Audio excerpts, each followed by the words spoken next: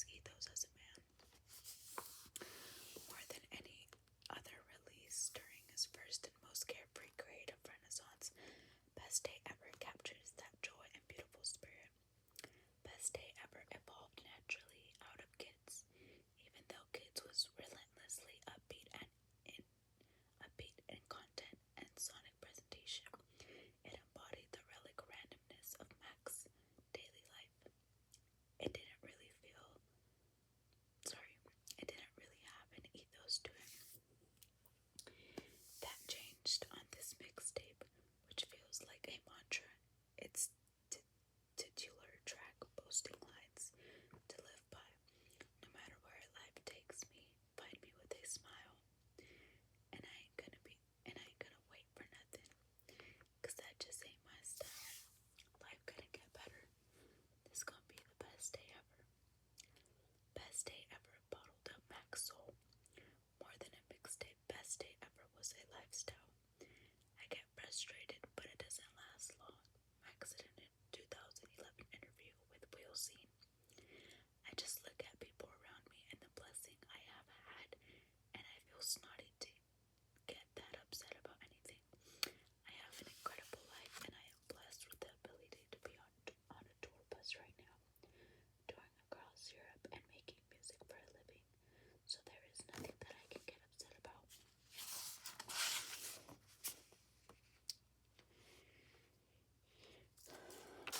Picture and remembers the process that led to the mixtape as just having fun. Indeed, fun encompasses every song on Best Day Ever. Oy vey is wonderfully played. Oy vey is a wonderfully playful nod to Mac's heritage. Wake Up is an infectious and celebratory anthem that opens with Mac saying, "We just having fun, man." On Life Ain't Easy, Mac reflects on his career and expresses his hopes to change the world with his music. These songs carry the lightness of Kids, but also begin building towards a unified message. Kids was real worry-free, mind-free project, Mac explained. Ahead of the mixtape's release, Best Day Ever is like more things to do, more things to talk about, more experiences, a different state of mind, more mature. For the Malcolm of 2011, maturing sounds like stepping into his own joy and turning it into a way of life. Think of the glee that comes with making "I'll Be There" as a note to his mother with the venerable Fonte. Think of the way Milk opens all around the world with "I got my cup filled up. We came to have a good time, so turn my music high. We gon' tear this place up." Damn near every song opens with a promise of goodness.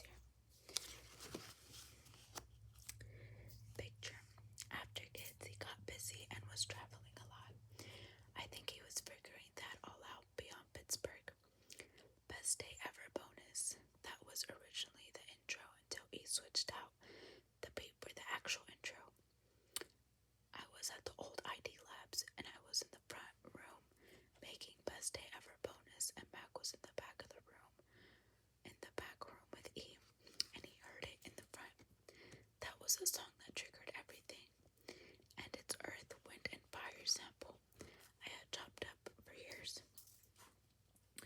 I might have sampled it in 2005 or something. I was messing with it in the studio that day, and Mac heard it. I put the drums on it, and then he played live bass on it, and it was really all. And that was really all. Drums, the sample, and bass. Quentin Cuff. After the kids' tour, we went to Chicago to work with Ch.2. That's when they made Wear My Hat. Ch.2, producer, Wear My Hat. There's a story where this is like early 2011. After we first met, he wanted to work. I told him I'm down for sure, and we hadn't really met, and he was a rapper on the up and up. I told him if I flew to Chicago and booked him a room at the studio right near where I was staying, we could log in for a week. It wasn't about charging him. In 2 days, that man pulled up, and we spent 3 days together eating food and picking each other's brains. I think that was the first time I took a chance on someone that I didn't know. That's what established our real friendship. We were locked in together. It was like this. Do you think I'm tight? Hell yeah. From there, we just always had these quality control conversations. I think that's what I'll always hold on to the most. When Mac wanted to know if some drums hit, or if he wanted to know if something was cool, I would always hear from him. If he thought it was cool, that shit was tight. But if I thought it was cool, that's what's up. I would get calls from all sorts of times. I would get calls at all sorts of times of the day. He would switch a number, and you know when a number pops up on your phone and it says maybe, I squint and look at the clock and be like, okay, that's Mac. Or I'd sleep, or I'd be asleep, or I'd be early in the morning. And I get a FaceTime and it's him. Hey man, I need more drums. Quentin Cuff. Teddy Rockspin, a producer from Boston, was all Will Kelson. Teddy did Get Up. I remember shooting the video. Mac had specials every year. We would do a show in Pittsburgh every year, a show in Denver on Halloween,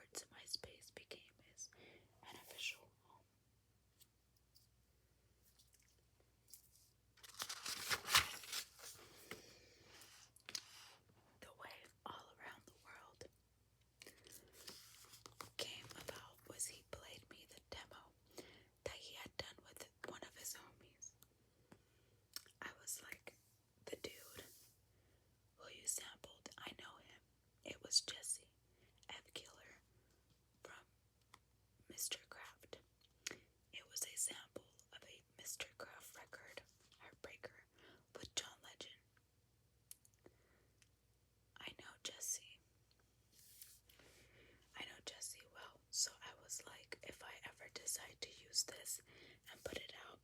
I can get it cleared, no problem. It was just helping him with his craft. It was driving me crazy that in the hook of the song they originally did, they only sampled what they had available on the original version, but I knew there were other parts of the record they could use. That's what led me to call Jesse to get the stems and flesh it out.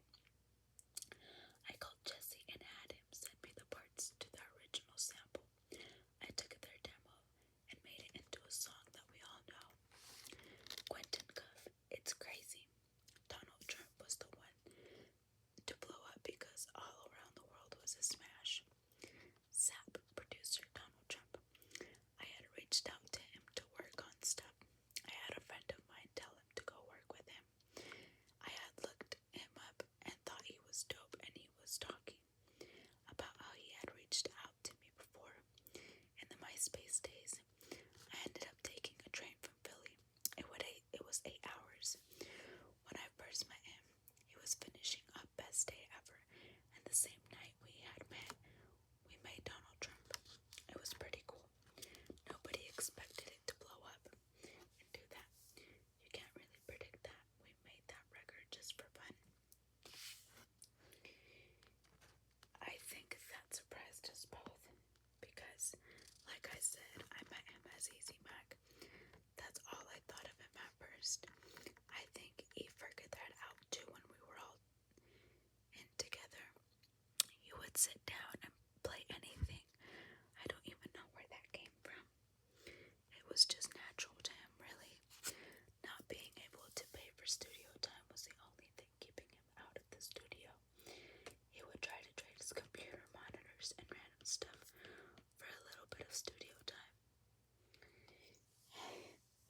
I laugh on certain instances because, like, I can, like, literally hear Mac speaking to his friends, you know, like when he says, yeah, man, that's dope, or like, you know, that's what's up.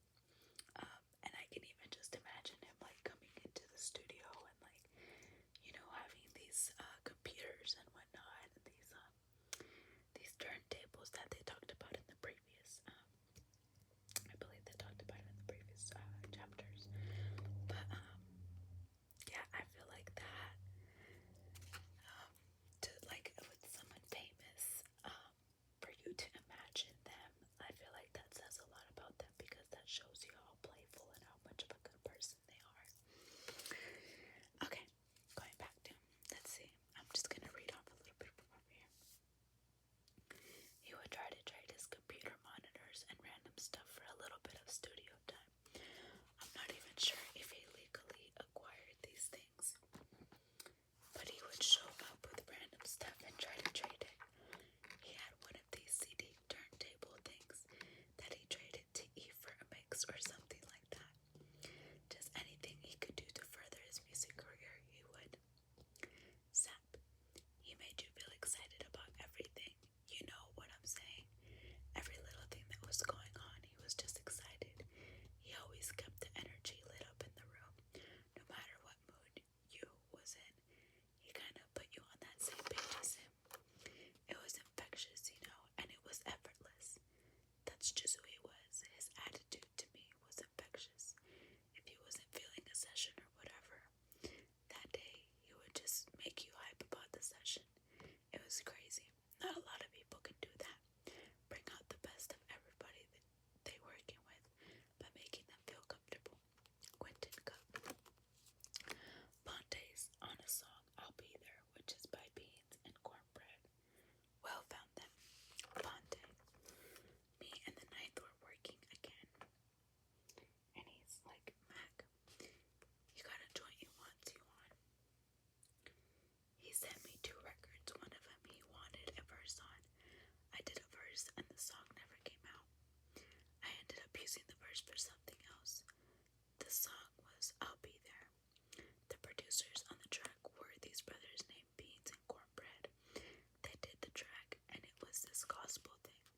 It reminded me a lot of a similar chord structure as Be Real Black for Me by Roberta Flack and Donny Hathaway. Real churchy kind of thing. One of the Beans and Cornbread guys did the reference.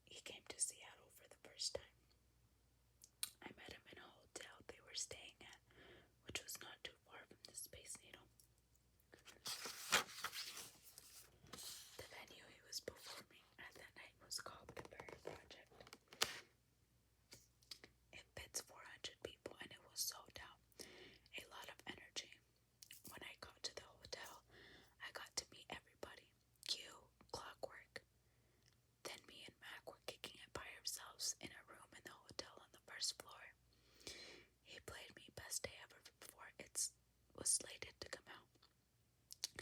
That was the coolest moment in my blogging career. He was just a happy and positive person. He was thankful to be in Seattle, thankful to be on tour, and to be able to experience everything that he'd done this far. Even though it was the first time we met, I felt like I was meeting someone that I'd known for years. It was a natural connection. Best day ever. And the weekend. Mac Miller's genre of collection.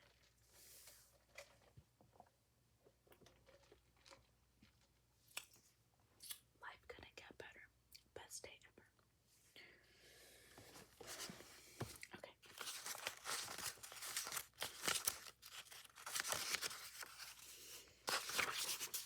Okay, I think we actually might finish this in one video. I don't have anything to stop it with. That's okay. Let's just do that. Okay. Of all the threads connecting Mac Miller's discography, his lust for life and celebration deserves attention. Kids established Malcolm as a rapper chasing life's thrills through remarkable bars. As his career progressed, his life changed. Malcolm retained his passion for life. He was always a ray of light, always laughing, always looking to make those close to him happy. Smiling was Mac's ethos. In his music, Mac's perpetual cheer transformed into a unique genre of celebration, evident on 2011's Best Day Ever, and fully matured by 2015's Weekend. Mac Miller celebrated life for all it was worth, through good and bad times, always with remarkable honesty. For its name, Best Day Ever captures his spirit unadorned by strife. In 2011, Mac was celebrating the success of kids. He was celebrating his work ethic. He was celebrating his family, most open otherwise. He was celebrating beating the wearing notions of paranoia, as in Best Day Ever, which takes the time to acknowledge the negativity lurking around the corner. However, the track is too preoccupied with the present to give in to anxiety about the future. No matter where life takes me, find me with a smile, Max sings on the hook. His voice, though never perfect, carries a wonderful and toothy sincerity. This pairs well with the opening of the second verse, which mirrors the first. Beginning again with the confessions of a workaholic, I never take a day off, transitions into got a couple full weeks without a good night's sleep. These details of a more demanding side of being a full-time artist elevate Best Day Ever. Twofold. The two bars showcasing Malcolm's ability to weave intricate themes into the happiest of tracks. He's not just providing with vapid positivity. Best Day Ever becomes a sly and self-aware cut for as much as Malcolm is celebrating. He is equally highlighting his struggles, though in 2011 he had far less to be worried about than in the following years. Max still takes time to display how the fruits of his labor require actual labor. It's a validating moment, and the song can rightfully be seen as hard work anthem. One of many. Here We Go, Malibu, Insomniac, amongst others he wrote. Mac Miller celebrates his life by being present. As sweet as Best Day Ever sounds, the track does not sugarcoat life. The second verse, though playful, shows signs of Mac's trepidation about following the path to fame. While he's throwing a party, he's still keeping a watchful eye on himself. Perhaps this makes the party all more fun, with all the more earned. For one, we're able to celebrate Malcolm because we believe him when he calls himself the hardest working kid in music. We can celebrate too because we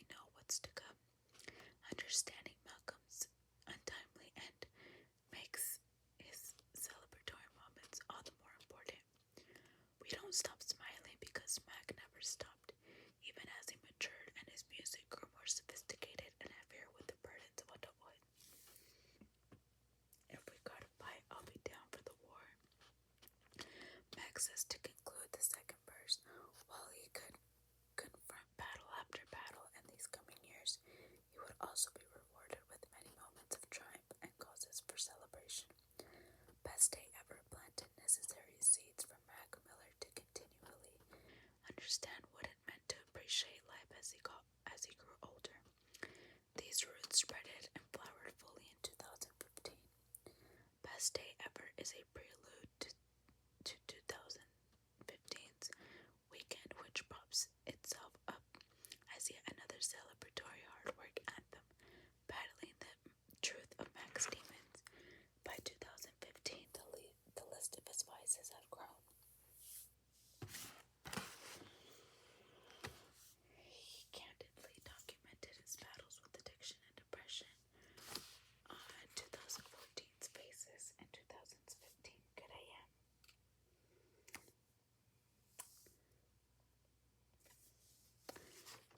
And 2015's Good AM was his wake-up call. It was the album he was meant to make at the time, wherein he proves himself to be a sparkling rapper in the real eye of his future and getting clean. Weekend was Good AM's celebratory single and a moment of reprieve from the hedonistic bangers, break the law, and tired moments of self-reflection, perfect circle, Godspeed. It was Mac's opportunity to reflect on his career and his relationship to fame and to pat himself on the back within reason, always within reason, just as he did on Best Day Ever.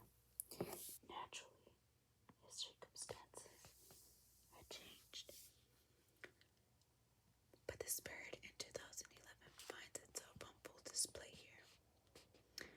I got a little bit of money filling my pockets, roll around like I run the shit. I got a system built to put toxins. I've been broken hearted. Now it's fucked up. Getting high to deal with my problems. Getting drinks. But these bitches getting obnoxious. They ain't nothing to me though. I love the shit. Weekend. Malcolm alluded to the work required to pursue happiness on the verse of Best Day Ever. The first verse begins with a laundry list of problems, but is quickly abated as we dive deeper. As the problems pile up, so too does Mac's need for release. The allusions to the necessity of celebrating, coupled with the disciplined work ethic, go long days, longer nights of Best Day Ever are realized on Weekend, when Mac, alongside Miguel, declares everything good by the weekend. Later adding, we going out tonight, yeah, we going out tonight, like fuck it.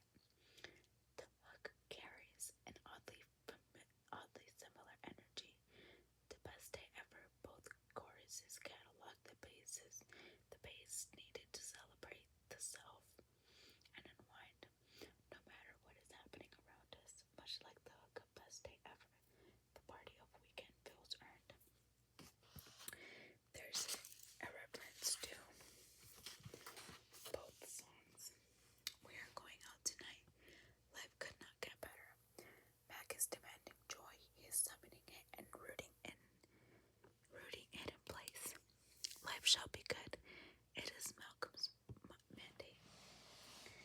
The second verse of Weekend follows the second verse of Best Day Ever too, and that both get darker and reveal Malcolm to be overworked and deserving of his own party.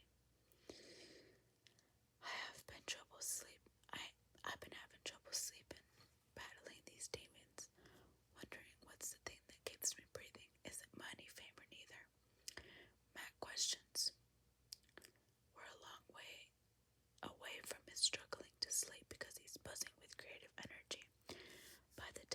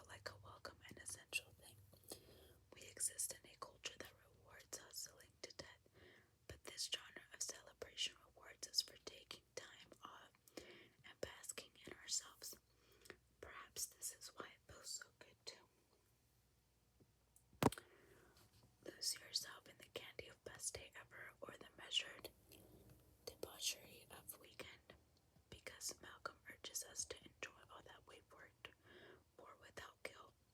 That's the true victory of his brand of celebration music. It's guilt-free enjoyment we all deserve. Picture. I probably should have felt more pressure, but everything was so new for all of us. It's Pittsburgh. That never happened before. Wiz's Cushion OJ came out, and then Kids the same year. All of that wasn't expected for me. I was appreciative of everything, but I wasn't sure of where it was at. I probably could have taken it more seriously looking back. It was just fun. Nobody was thinking about money stuff. At the time, we were just having fun, and that was probably the best part about it, honestly. I recorded 90% of Best Day Ever too. It was pretty carefree back then for everybody.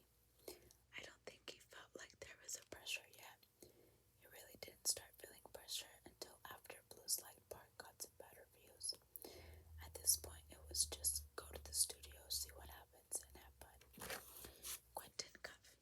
I feel like it was easier for him to make music once people liked him. There was pressure after Blue Slide Park because there was hate. Whereas with Kids, it was just everyone saying that was their favorite shit, bro. Everyone was saying tape of the year. People were talking about it. It spoke for itself.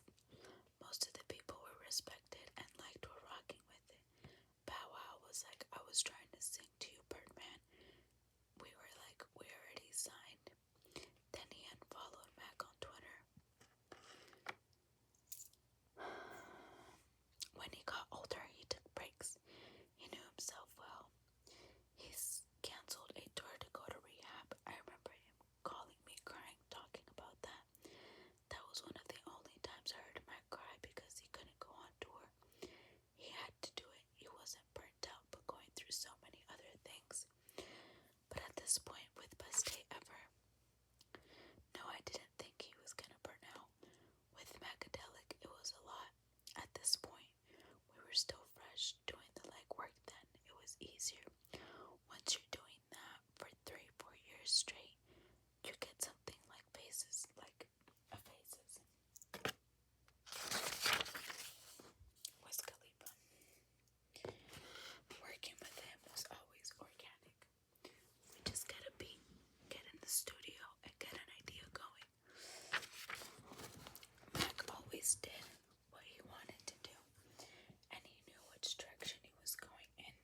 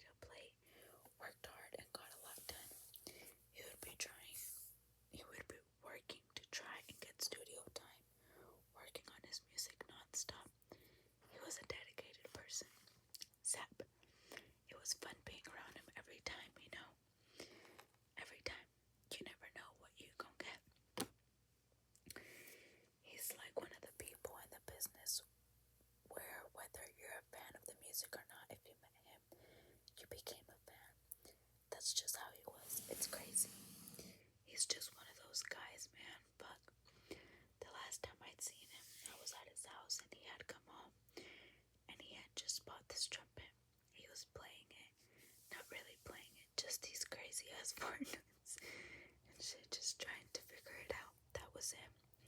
That was him every day wanting to learn something new, wanting to try something new. That's how he lived. Man, it made you want to be that way. It made you not want to put up boundaries on yourself. That's so beautiful. Fonte. When I look at his trajectory, I think it's the journey of an artist trying to find themselves. Most artists generally follow a pattern. The pattern is imitate, emulate, and then innovate. You come out mimicking whoever your favorite MCs were. You just start off as a mimic because you don't even know what your thing is. Then after a while, you hit the emulating stage. You're still pulling from your influences, but there are traces of you that are starting to show through that. After that, you hit the innovative stage. That's when you find out what your voice is and who you are as an artist. Quentin Cuff.